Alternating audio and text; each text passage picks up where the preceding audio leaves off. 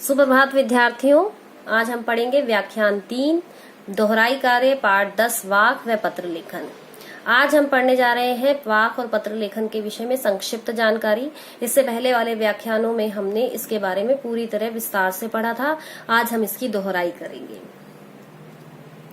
ललदेव ने अपनी रचनाओं में धर्म की संकीर्णताओं से ऊपर उठकर भक्ति के रास्ते पर चलने पर जोर दिया है। उन्होंने प्रेम को महत्वपूर्ण बताया है। कबीर की तरह इन्होंने धार्मिक आडंबरों का विरोध किया था। कवित्री ने कबीर की तरह ही सच्ची भक्ति के मार्ग पर चलने की सीख दी है। प्रस्तुत पाठ में कश्मीरी कवित्री ललदेव ने रचित 4 वाक संकलित हैं। पहले वाक में मनुष्य द्वारा मुक्ति के लिए किए जाने वाले प्रयासों का वर्णन है। पहले वाक में कवित्री ने क्या बताया था, हमें देखिए कि रस्सी कच्चे धागे की खींच रही मैं नाव, जाने कब सुन मेरी पुकार, करें देव भव सागर पार। पानी टपके कच्चे सकोरे, व्यर्थ प्रयास हो रहे मेरे, जी में उठती रह रहे हुक, घर जाने की चाह है घेरे। कवित्री क्या कहती है कि मैं नाव यानी जीवन रूपी नाव को कच्चे रस्सी धागों से खींच रही हूँ, अर्थात अपनी सांसों रूपी कच्ची रस्सी से खींच रही हूँ। जाने कब सुन मेरी पुकार, पता नहीं कब भगवान मेरी पुकार को सुनेंगे और देव भव सागर पार करें, अर्थात कब पता नहीं भगवान मेरी पुकार को सुन करके मुझे इस भव सागर से, संसार रूपी सागर से पार ले जाएंगे। पानी टपके कच्चे सकोरे, कच्चे सकोरे का मतलब मिट्टी के कच्चे बर्तन में जिस तरह से पानी टपक टपक कर बह जाता है, उसी तरह से व्यर्थ प्रयास हो रहे मेरे भी जो ईश्वर को प्राप्त करने के प्रयास हैं वो सब बेकार हो रहे हैं। उनसे मुझे किसी भी तरह से ईश्वर की प्राप्ति नहीं हो रही है। जी में उठती रह रहे हुक, जी मतलब हृदय में उठती है, रह के मैंने बार बार यही आवाज उठती है, ये तड़प उठती है कि बस अब मुझे ईश्वर की प्राप्ति कर लेनी चाहिए। मोक्ष की प्राप्ति के लिए ईश्वर के घर चले जाना चाहिए, अर्थात प्रभु की शरण में चले जाना चाहिए। दूसरे वाक में समानता की भावना अपनाने पर बल दिया गया है। तीसरे वाक में सच्चे ज्ञान व संसार से पार होने की सीख दी गई है। चौथे वाक में स्वयं को जानने की बात की गई है। तो आइए आगे की वाकों की चर्चा करते हैं कि खा कर कुछ पाएगा नहीं, न खाकर बनेगा अहंकारी, समखा तभी होगा संभावी, खुलेगी सांकल बंद द्वार की।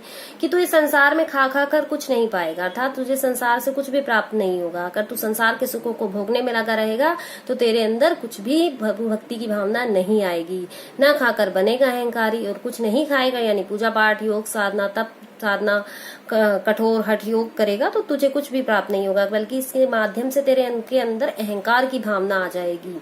समखा तभी होगा संभावी, कि तू समानता की भावना को अपना, लेकिन उससे पहले समखा यानी कि इंद्रियों का शमन कर, उसे नियंत्रण में रख, मन को कंट्रोल यानी काबू में रख, तभी क्या होगा, तू संभावी बनेगा। तभी तेरे मन के अंदर समानता की भावना सभी धर्मों को लेकर के आएगी और खुलेगी सांकल बंद द्वार की। जो धार्मिक संकीर्ण सोच के कारण तेरे ईश्वर प्रभु भक्ति का जो मार्ग की द्वार की सांकल जो थी बंद हो गई थी, वो अपने आप से खुल जाएगी। तीसरे वाक में क्या कहा कि आई सीधी राह से गई न सीधी राह, सूक्ष्म सेतु पर खड़ी थी बीत गया दिनहा, जेब टटोली कोड़ी न पाई, मांझी को दू क्या उतराई। कवित्री कहते हैं कि मैं राह मतलब रास्ते से, सूक्ष्म सेतु मतलब सुषुम्ना रूपी नाड़ी, टटोली मतलब खोजा, कोड़ी मतलब धन, मांझी मतलब ईश्वर या नाविक, उतराई का मतलब किराया या सदकर्म। कवित्री कहते हैं कि प्रभु ने तो मुझे सीधी राह से भेजा था कि जाओ मनुष्य जन्म के रूप में प्राप्त करके सच्ची भक्ति से पा करके इस संसार से मुक्ति और मोक्ष को प्राप्त कर सकते हो, लेकिन गई न सीधी राह, लेकिन मैंने प्रभु को प्राप्त करने के लिए सीधी राह का चुनाव नहीं किया, अर्थात मेरे जो प्रभु को प्राप्त करने के रास्ते थे व्यर्थ थे, बेकार थे। सूक्ष्म सेतु पर खड़ी थी, अर्थात मैंने अपना पूरा जीवन सुषुम्ना नाड़ी रूपी पुल पर चढ़कर यानी बहुत सारे हठ योग, कुंडलनी जागृत जैसे साधनों को अपनाकर अपना बीत गया दिन, मेरा पूरा जीवन व्यर्थ में चला गया, बीत गया, अर्थात जीवन समाप्ति की ओर बढ़ गया। और जब अंतिम समय में जेब टटोली अपने हृदय के अंदर मैंने झांक करके देखा तो कोड़ी न पाई, मुझे कोई भी सदकर्म रूपी कोड़ी नहीं मिली। मांझी को तू क्या उतराई, अब मैं उस मांझी यानी उस ईश्वर को जो मुझे इस संसार रूपी सागर से पार ले जाने वाला नाविक है, जो ईश्वर है, उसे क्या उतराई दूं, क्या किराया दूं, क्या सदकर्म सौंपूं, क्योंकि मेरे पास तो देने के लिए कोई सदकर्म रूपी कोड़ी है ही नहीं।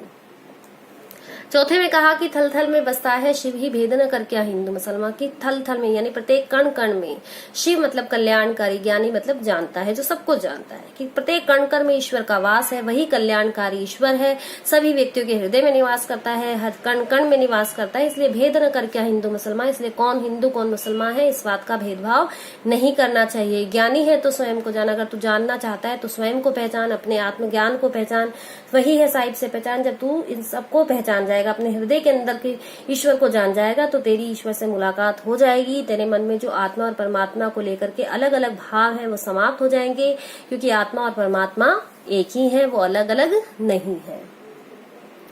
कच्चे धागे की रस्सी किसे कहा गया है? कच्चे धागे की रस्सी कहा गया है हमारी कमजोर और नाशवान सांसों को। नाव किस बात का प्रतीक है? नाव हमारे जीवन का प्रतीक है। खा खा कर कुछ प्राप्त क्यों नहीं होता? क्योंकि मनुष्य एक सुख को प्राप्त करने के बाद दूसरे सुख की प्राप्ति की ओर लग जाता है, वह प्रभु भक्ति के मार्ग से विचलित हो जाता है। न खाने से व्यक्ति अहंकारी कैसे बनता है? न खाने से व्यक्ति अहंकारी इसलिए बन जाता है क्योंकि उसके अंदर अहम का भाव आ जाता है कि मैं ज्ञानी, मैं हठयोगी, मैं साधना करता हूँ, मैं तपस्या करता हूँ, मैं व्रत करता हूँ, मुझसे ज्यादा ज्ञानी कोई नहीं है। गई न सीधी राह से क्या अभिप्राय है कि मैंने प्रभु भक्ति का जो मार्ग है वो सही नहीं चुना। कवित्री अपने प्रभु को किस नाम से पुकारती है? देव के नाम से पुकारती है, मानसी के नाम से पुकारती है। भाषा सरल एवं सहज है। सांसों रूपी रस्सी, संसार रूपी सागर, जीवन रूपी नाव में रूपक अलंकार है। भक्ति रस का प्रयोग हुआ है। भाषा सरल और उपदेशात्मक है। बंद द्वार की सांकल में रूपक अलंकार का प्रयोग हुआ है। रूपक यानी द्वंद द्वार रूपी, सांकल यानी कुंडी। खा खा और रह रह में पुनरुक्ति प्रकाश अलंकार का प्रयोग हुआ है। खा खा और रह रह दोनों के अर्थ समान है, कि खा खा अगर हम बात करें कि अगर दोनों के अलग अलग अर्थ होते तो यहाँ पर यमक अलंकार होता, लेकिन जहाँ पुनरुक्ति यानी कि एक शब्द की उक्ति बार बार होती है लेकिन दोनों का अर्थ समान होता है, वहां पर पुनरुक्ति होता है। लेकिन जहाँ शब्द का प्रयोग एक से अधिक बार हो लेकिन दोनों का अर्थ अलग अलग हो तो वहां पर यमक अलंकार का प्रयोग होता है। फिर से सरल एवं सहज भाषा की बात की जा रही है। सूक्ष्म सेतु में सह वर्ण की आवृत्ति होने की वजह से अनुप्रास अलंकार है। हम यहाँ पर रूपक अलंकार भी लिख सकते हैं, क्योंकि सुषुम्ना नाड़ी रूपी जो पुल था उसकी बात की गई थी, तो वहां पर रूपक अलंकार भी हो सकता है। आइए अभ्यास प्रश्नोत्तर की चर्चा करते हैं। रस्सी यहाँ किसके लिए प्रयुक्त हुआ है और वह कैसी है? रस्सी यहाँ हमारी कमजोर नाशवान सांसों के लिए प्रयुक्त हुआ है। वह कैसी है? वह कमजोर है, नश्वर है, कभी भी नष्ट हो सकती है। कवित्री द्वारा मुक्ति के लिए किए जाने वाले प्रयास व्यर्थ क्यों हो रहे थे? क्योंकि कवित्री मोहमाया के जाल में फंसी हुई थी, बाहरी दिखावों के माध्यम से ईश्वर को प्राप्त करना चाह रही थी, इसीलिए उसके प्रयास व्यर्थ गए। कवित्री का घर जाने की चाह से क्या अभिप्राय है? वह प्रभु भक्ति को प्राप्त करना चाहती है, वह ईश्वर को पाना चाहती है, वह प्रभु की शरण में जाना चाहती है। भाव स्पर्श कीजिए कि जेब टटोली कोड़ी न पाई। जेब टटोली का मतलब कि जब अंतिम समय में कवित्री ने अपने हृदय के अंदर झांक कर देखा तो उसके अंदर कोई भी सदकर्म नहीं थे, अर्थात उसने कोई भी ऐसा कार्य नहीं किया था जो उसे प्रभु भक्ति के मार्ग पर ले जाने में सहायक होता। और खा खा कर कुछ पाएगा नहीं, नहीं खाकर बनेगा अहंकारी। क्या कहा था कवित्री ने कि जब तू संसार के सुखों को भोगने में लगा रहेगा तो तुझे प्रभु भक्ति के मार्ग से दूर होने में समय नहीं लगेगा। और न खाकर बनेगा अहंकारी, जब तू सुखों को छोड़ करके मोह माया को त्याग करके हठयोग करेगा, साधना करेगा, तपस्या करेगा, तब तू अपने मन के अंदर अहंकार के भाव को उत्पन्न कर लेगा। इसलिए तू भी तब भी प्रभु भक्ति के मार्ग से वंचित हो जाएगा। बंद द्वार की सांकल खोलने का कवित्री ने क्या उपाय बताया है? संभावी बनने के लिए कहा है, इंद्रियों का शमन करने के लिए कहा है, समानता की भावना अपनाने के लिए कहा है। ईश्वर प्राप्ति के लिए साधक कौन सी हठ साधना करते हैं और करते हैं तो उसके लिए तब भी लक्ष्य की प्राप्ति नहीं होती। ये भाव किन पंक्तियों में हुआ था कि आई सीधी राह से गई न सीधी राह, सूक्ष्म सेतु पर खड़ी थी बीत गया दिन आहा, जेब टटोली कोड़ी न पाई। मांझी को तो क्या उतराएगी, मैंने तो सीधी राह पे प्रभु का चुनाव करने के लिए भगवान ने मुझे सीधी राह से भेजा, लेकिन मैंने ही प्रभु को प्राप्त करने के लिए हठयोग जैसी कठिन साधना की, लेकिन फिर भी मुझे लक्ष्य की प्राप्ति नहीं हुई और मेरा अंतिम जीवन में सदकर्म सौंपने के समय में मेरे पास देने के लिए कुछ भी नहीं था। ज्ञानी से कवित्री का क्या अभिप्राय है? ज्ञानी कौन होते हैं? जो सच्चे ज्ञानी होते हैं, जो अपने आप को जानते हैं, जो अपने आत्म ज्ञान से परिचित होते हैं, उनकी ईश्वर से अपने आप ही मुलाकात हो जाती है। आपकी दृष्टि में धार्मिक भेदभाव के कारण समाज को क्या हानि हो रही है? क्या हानि हो रही है समाज को यही हानि हो रही है कि जनधन की हानि हो रही है, चारों तरफ भेदभाव की भावना है, धार्मिक संकीर्णता की भावना है, लोग एक दूसरे पर अत्याचार करते हैं, एक दूसरे की बातों का विरोध करते हैं, लड़ाई दंगे करते हैं, सांप्रदायिकता की भावना फैलती है। आपसी भेदभाव को मिटाने के लिए हम क्या कर सकते हैं? हम क्या कर सकते हैं? लोगों में भेदभाव की भावना को मिटाने के लिए हम समानता की भावना का प्रचार कर सकते हैं, लोगों को धार्मिक संकीर्ण सोच से परे कर सकते हैं, उन्हें समानता का व्यवहार अपनाने की सीख दे सकते हैं। इससे ज्यादा हम कुछ नहीं कर सकते। तो आगे पढ़ेंगे हम पत्र लेखन के बारे में। पत्र लेखन के मुख्य बिंदुओं पर ध्यान देते हैं बेटा। पत्रों का महत्व, पत्रों के प्रकार, औपचारिक अनौपचारिक, पत्र लेखन की विशेषताएं। पत्र लेखन क्या है? पत्र लेखन देखो, पत्र अभिव्यक्ति के 2 ही माध्यम कहे गए थे, मौखिक और लिखित। जहां मौखिक रूप से अपनी बात को नहीं पहुंचा पाते वहां हम लिखित माध्यम का प्रयोग करते हैं। पत्रों का हमारे जीवन में बहुत ज्यादा महत्व है, चाहे वो सामाजिक क्षेत्र हो या राजनीतिक क्षेत्र हो, आर्थिक क्षेत्र हो या विद्यालय हो। हम हर जगह पत्रों से ही, अपने माध्यम से, पत्रों के माध्यम से ही अपनी बातों को अभिव्यक्त करते हैं। बेशक आज मोबाइल क्या है, हर जगह पहुंच गए हैं, उसके माध्यम से हम ईमेल के माध्यम से अपने संदेशों को जल्दी से जल्दी पहुंचाते हैं, लेकिन पत्र फिर भी अपना एक महत्व रखते हैं।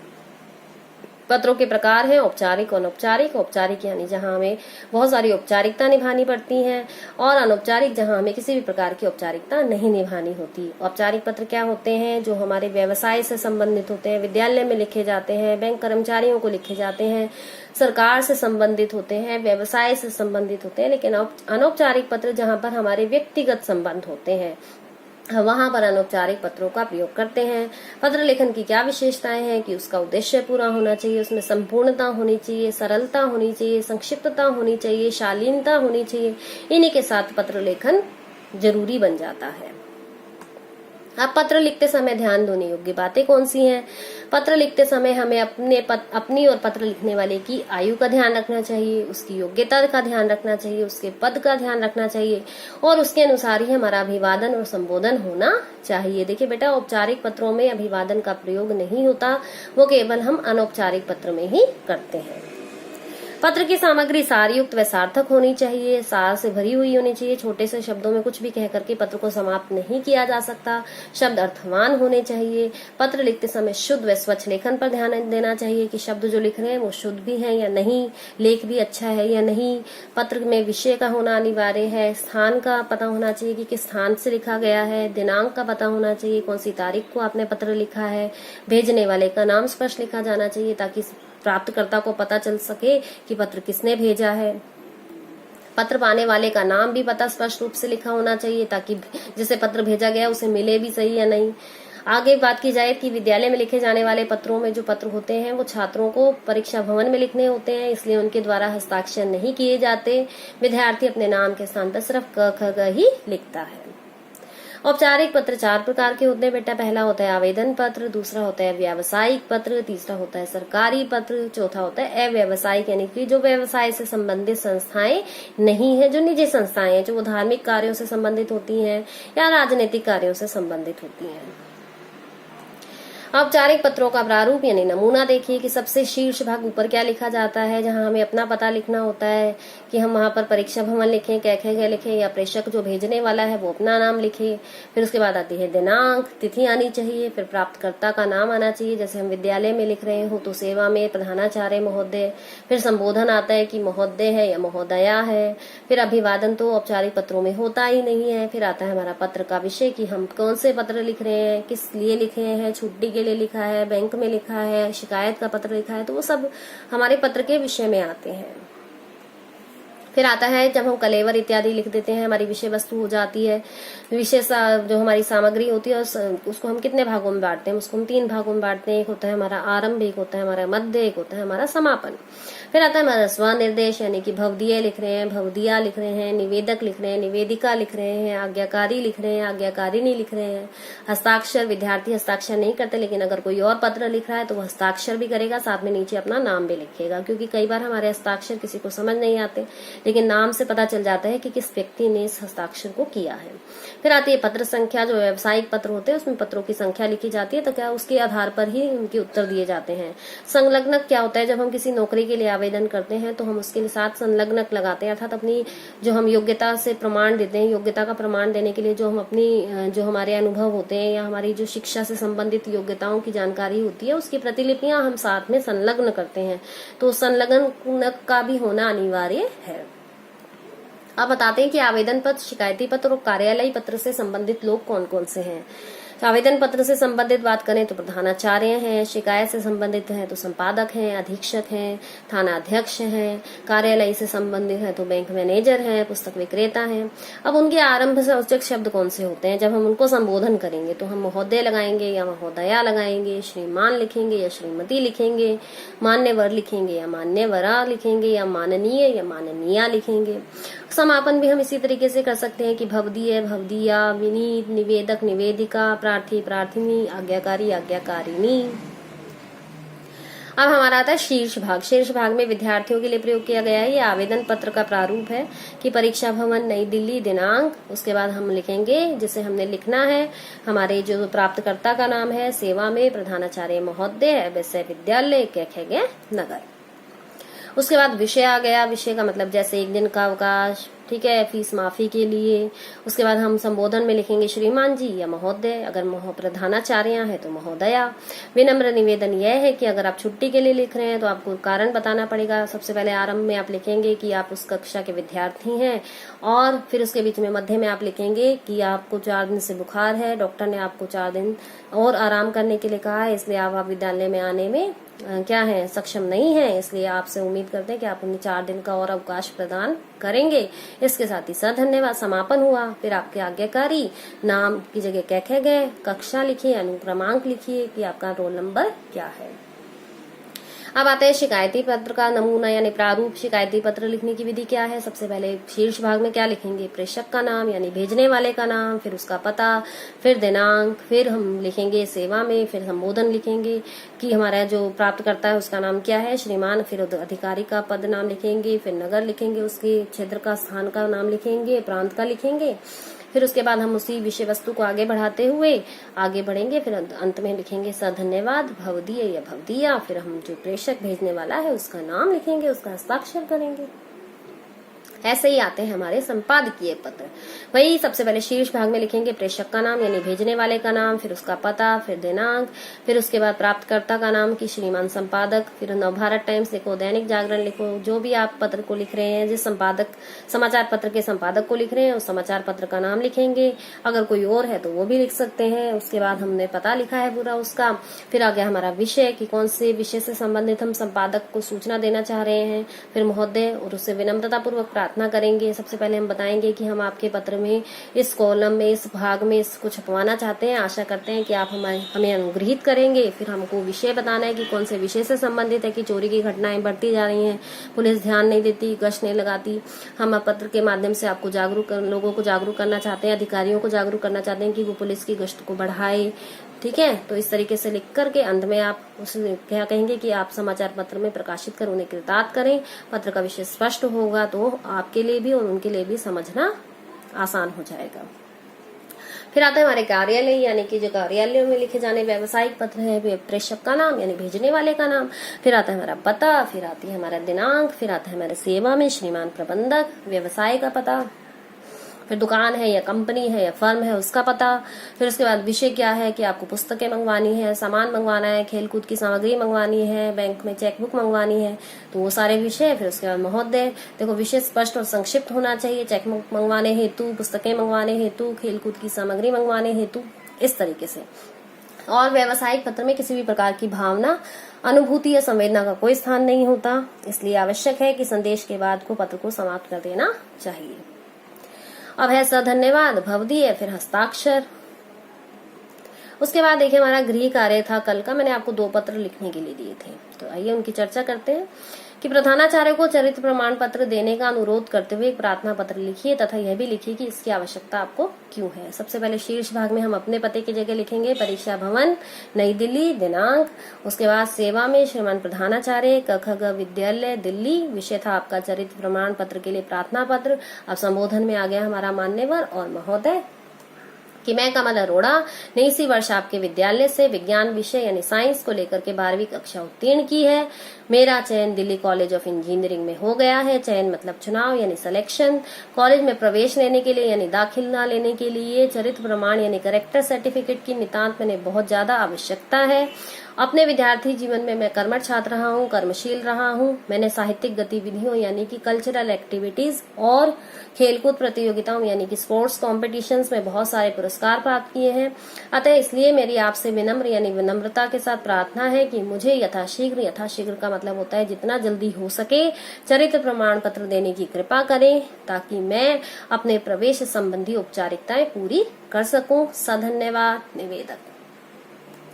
अगला था कि आप अपने विद्यालय में आयोजित होने वाली वाद विवाद प्रतियोगिता में भाग लेना चाहते हैं। इस प्रार्थना के साथ अपने प्रधानाचार्य को पत्र लिखिए। कि सेवा में श्रीमान प्रधानाचार्य, क विद्यालय दिल्ली। विषय है आपका विद्यालय में आयोजित होने वाली वाद विवाद प्रतियोगिता में भाग लेने की अनुमति हेतु प्रार्थना पत्र। आप चाहें तो सिर्फ वाद विवाद प्रतियोगिता में भाग लेने हेतु अनुमति पत्र भी लिख सकते हैं। महोदय से अन्य निवेदन यह है कि मैं आपके विद्यालय की 10वीं की छात्रा हूं। आगामी 15 मई को अपने विद्यालय में अंतर विद्यालयी वाद विवाद प्रतियोगिता का आयोजन होने जा रहा है। मैं उस विद्यालय प्रतियोगिता में भाग लेना चाहती हूं। मैं पिछली कक्षाओं में इस प्रकार की सभी प्रतियोगिताओं में भाग लेकर पुरस्कृत होती रही हूं। 10वीं तथा 12वीं के विद्यार्थियों को इस बार किसी भी प्रतियोगिता में भाग लेने की अनुमति नहीं दी गई है, क्योंकि उनके बोर्ड की परीक्षाएं हैं। महोदय, मैं आपको विश्वास दिलाती हूँ कि इस प्रतियोगिता में भाग लेने से मेरी परीक्षा की तैयारी पर किसी भी प्रकार का व्यवधान नहीं पड़ेगा, कोई रुकावट नहीं आएगी। आपसे विनती है कि मुझे विद्यालय की ओर से इस प्रतियोगिता में भाग लेने की अनुमति प्रदान करें। सधन्यवाद, आपकी आज्ञाकारिणी शिष्या क 10वीं है। देखो बेटा, आपको ये गृह कार्य समझ आ गया होगा। अगर आपने पत्र लिख लिए हैं तो सही है, अगर नहीं लिखे तो आप इन दोनों पत्रों को अच्छी तरह से पढ़िए, समझिए, फिर उसके बाद स्वयं कोशिश कीजिए इसे लिखने के लिए। एडक्वार्क पर आपको फिर भी इनके हल मिल जाएंगे। आज का जो आपका गृह कार्य होगा वो आपका प्रदत्त कार्य होगा। इन दोनों पाठों के आधार पर आपको एक प्रदत्त कार्य एडक्वार्क पर मिलेगा। आपको उसको अपनी रफ कॉपी में हल करना है और उसके बाद फिर आपको अपनी कक्षा परीक्षा की तैयारी करनी है। फिर आपकी कक्षा परीक्षा होगी। मिलते हैं अगले व्याख्यान में। धन्यवाद।